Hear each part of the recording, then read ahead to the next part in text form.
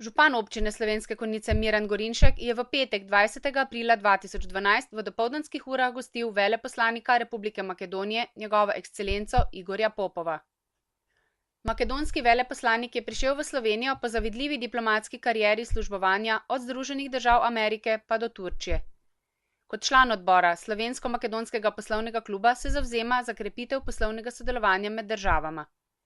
Seznam njegovih aktivnosti za spodbujanje dvostranskega sodelovanja je spodbujanje gospodarskega sodelovanja med občinami iz Makedonije in Slovenije, prenos slovenskih izkušenj na področju raziskovanja geotermalne vode in podeželskega turizma, spodbujanje trgovine z vinom med državama.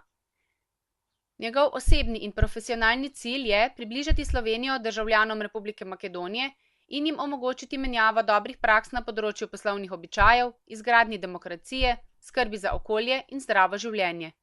Župan občine Slovenske Konjice Miran Gorinšek in veleposlanik Republike Makedonije Igor Popov sta si izmenjala mnenja o možnostih sodelovanja občine Slovenske Konjice s primerljivo občino v Republiki Makedoniji, predvsem na področju turizma in kmetijstva ter črpanju evropskih sredstev. Obisk je minil v prijateljskem vzdušju in z željo po nadaljnjem sodelovanju.